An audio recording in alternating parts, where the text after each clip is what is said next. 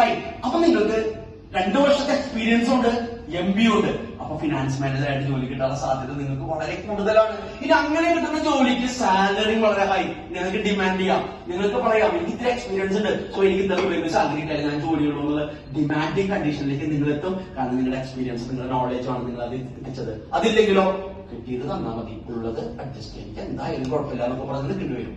അല്ലെ, എനിക്ക് ഇത്രയും കഴിവുണ്ട്, എനിക്ക് ഇത്ര കിട്ടിയാലും ഞാൻ എനിക്ക് ജോലി ചെയ്തെന്ന് പറയാനുള്ള കണ്ടീഷൻ നമുക്ക് എന്നാകുന്നോ അന്ന് നമുക്ക് ഭാഗ്യം ചെയ്യാം, ഇത്ര വേണമെന്ന് ആവശ്യപ്പെടാം. ഇതാണ് അതിന്. അപ്പൊ നിങ്ങൾക്ക് ഉയർന്ന ലെവലിലേക്ക് തന്നെ ഇവിടുന്ന് നിങ്ങൾക്ക് ടോപ്പ് ലെവലിലേക്ക് എത്തി. ഇതാണ് വേണമെങ്കിൽ നിങ്ങൾക്ക് പ്ലാൻ ചെയ്യാവുന്ന ഒരു കരിയർ ഗ്രോത്ത്, കരിയർ പ്ലാനിങ് എന്ന് പറയുന്നത്.